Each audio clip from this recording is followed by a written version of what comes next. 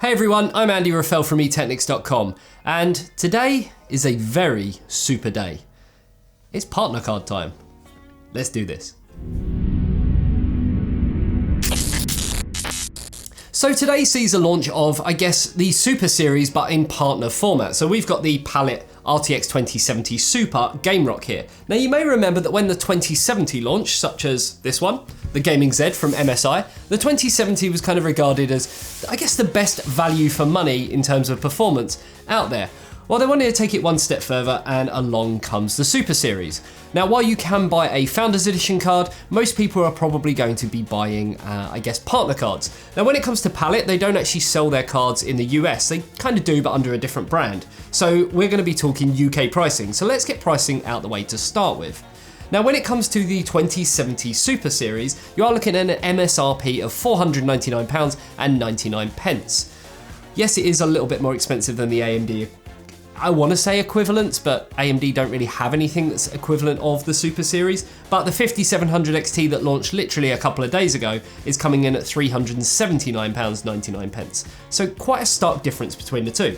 Now obviously if you're not looking at Founders Edition, then you could be looking at a card from Palit. And they've got different cards to kind of suit different budgets. Firstly, there is the Jetstream. Now that's actually going to be kind of their reference card, priced at £499.99. If you want to go kind of lower, which is a bit weird, lower than MSRP of the Founders Edition card, then you're looking at £479.99 for their blower style card. This is going to be perfect for people who maybe want to put a water block on there. For anyone else, that's where the GameRock comes in. So there's actually two versions of this. You have the GameRock, which is, I guess, the same as a reference, but it has this kind of funky dual fan cooler on there. Or you have this one, which is the GameRock, and as you can see from the sticker on here, it's the premium edition. So what that means is that you do get the kind of dual cooler on there, but you also get a pre-overclocked card straight out the factory. It's not to say that you can't actually overclock it a little bit more yourself. So one thing I do want to touch on is obviously specifications of the card. Now when you look at, I guess, the Founders Editions or any reference kind of clock speed cards, you're going to be looking at 1605 megahertz on the GPU core, you're going to be looking at 1770 on the boost speed and 1750 on the memory. Now obviously because this is the kind of premium card, it does actually come with slightly improved clock speeds above that. When you look at kind of the reference and compare it, I guess, against cards like the 5700 XT, like I've got here with its lovely kind of bent design. Some people love it, some people hate it. I'm kind of getting used to it.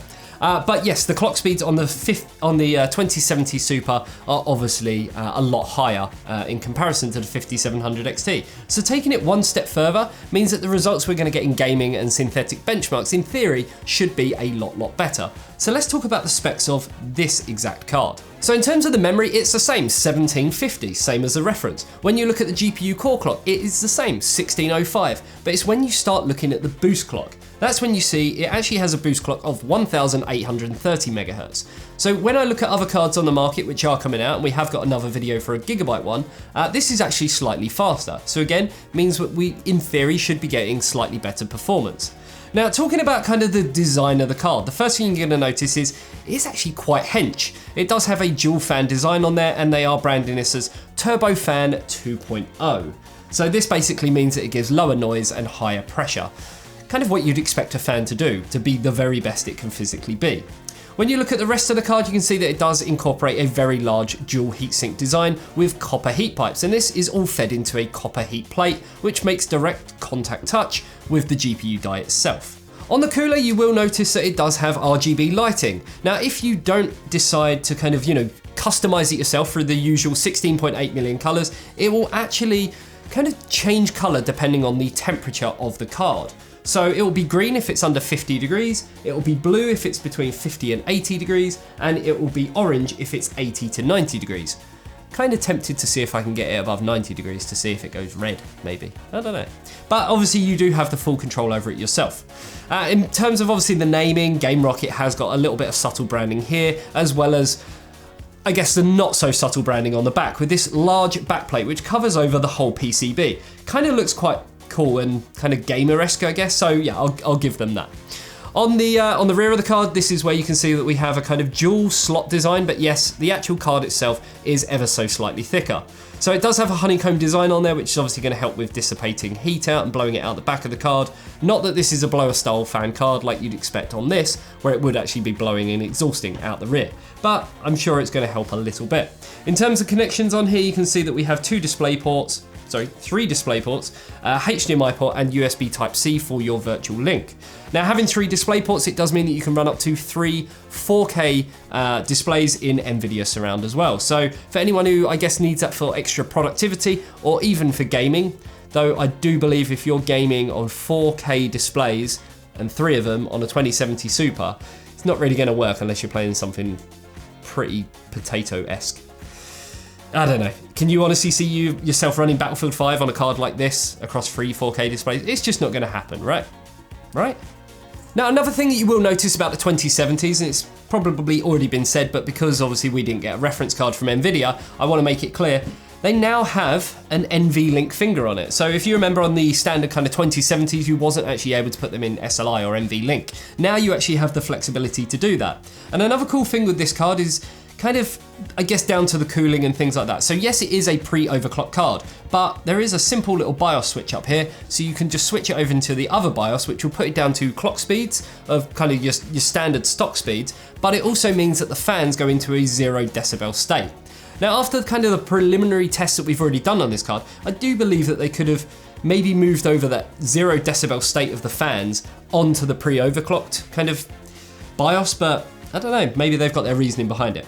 Overall though, I really do like the card, but a graphics card video review from us at eTechnics would not be complete without looking at benchmarks and also seeing how far we could push the card. So obviously I already spoke through kind of the figures that this comes with, I guess pre-overclocked out the factory, but we were actually able to push it a little bit further.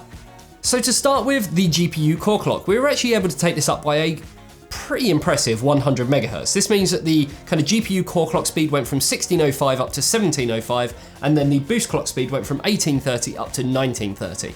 When it comes to the memory, we were able to get that up to 2069 megahertz. Now, we were actually able to get the memory a little bit further, but it meant taking the GPU core down and also vice versa.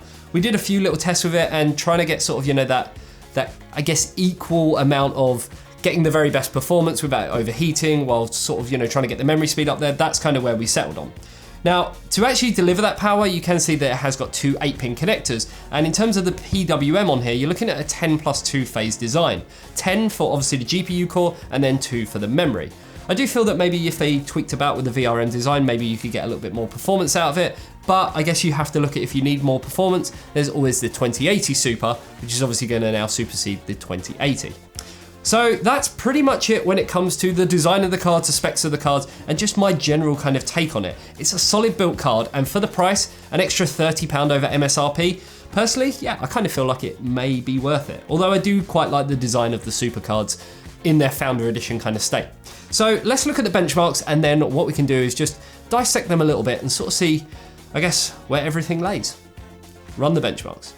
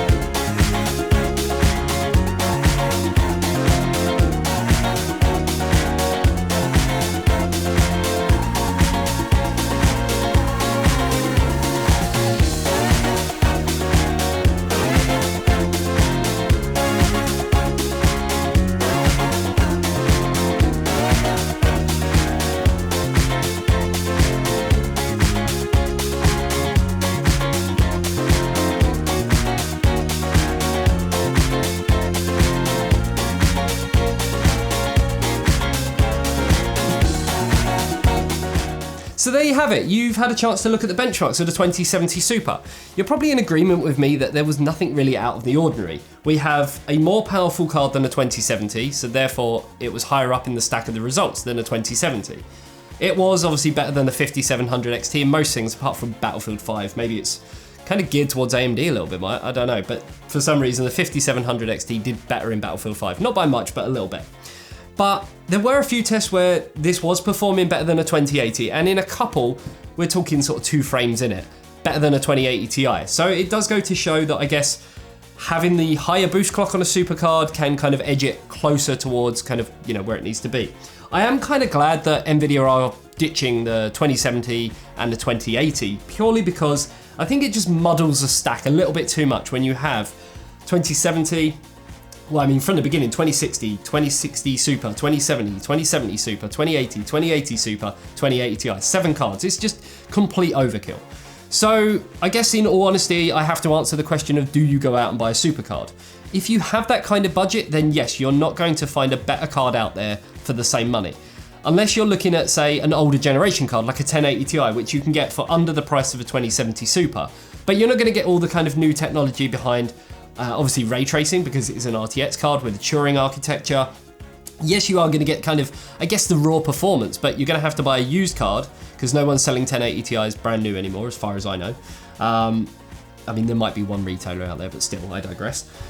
But this is kind of, I guess, for that price point, the very best value for money. But I say this to everyone in our written stuff and in our video stuff, that unless you're playing a game and you're not getting the performance that you desire, then that is the only real reason to kind of change up. Now, if you are looking to change up, then you need to think, what resolution am I gaming at? What kind of performance do I want? And go off of that. If you have a certain budget, happy days, but if you don't need a 2080 Ti, don't buy a 2080 Ti. I think the 2070 Super, yes, it is a little bit on the expensive side, but look at the performance that you get. And the fact that you can buy a card like this from Palit for £30 over MSRP, and look at the extra goodies that you get. You get the dual BIOS, you get the pre-overclock, you get the decent cooler on here. What's not to like? Let me know in the comments section below. Have you ever had a Palit card? Obviously, if you're outside of the UK, I'm guessing the answer is no, but it'd be interesting to see sort of how popular Palit are and what you actually think of this general design. You know, even if you are in another country. If Palit was in your country and developing this card, would you buy it? Really interesting stuff to know. There you go, guys. Hopefully you enjoyed the video. If you did, you know exactly what to do, and I will see you in the next one. See you later, guys. Cheers. Bye-bye. But that doesn't stopping us now.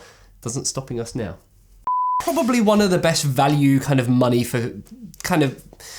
Guys, so good. So firstly, no, not firstly, because I'm already halfway through the video.